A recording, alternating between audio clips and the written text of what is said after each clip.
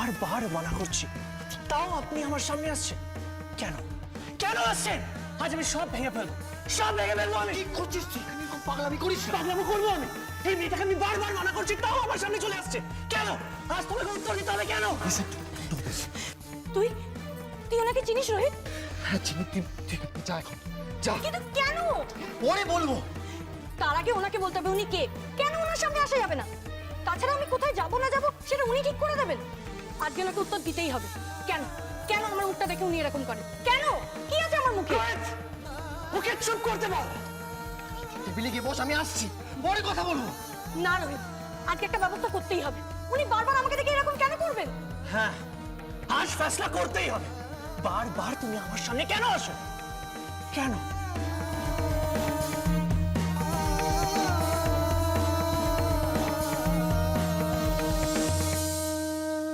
Hello, police station?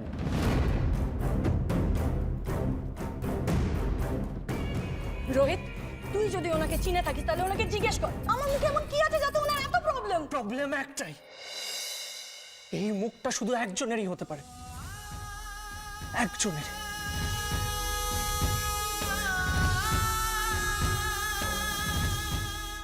দাঁড়ান, এখন যেতে পারবেন না।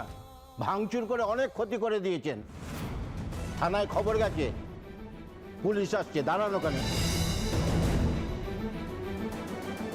পুলিশ?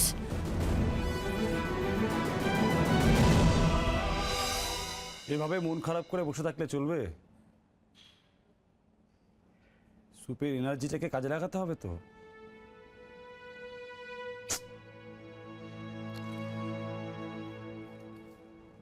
আপনি কেন বুঝতে পারছেন না? আমাদের তো ঘুরে দাঁড়াতে হবে।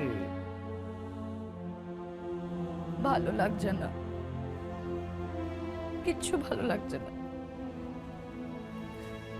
বাবা, আদি, ওদের এই কষ্টটা আমি দেখতে পাচ্ছি না সঞ্জয়।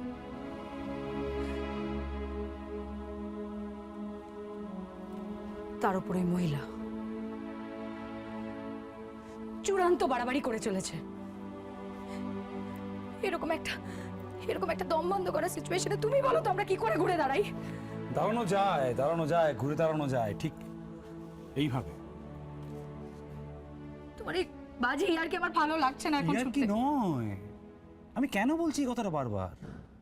আমরা এখানে সবাই রয়েছি, আর ওদিকে একজন মহিলা কি করছেন, পুরো পরিবারটাকে শেষ করতে চাইছেন। এটা মেনে নিতে পারবেন তো? কিছু তো একটা করতে হবে। কি করবে তুমি?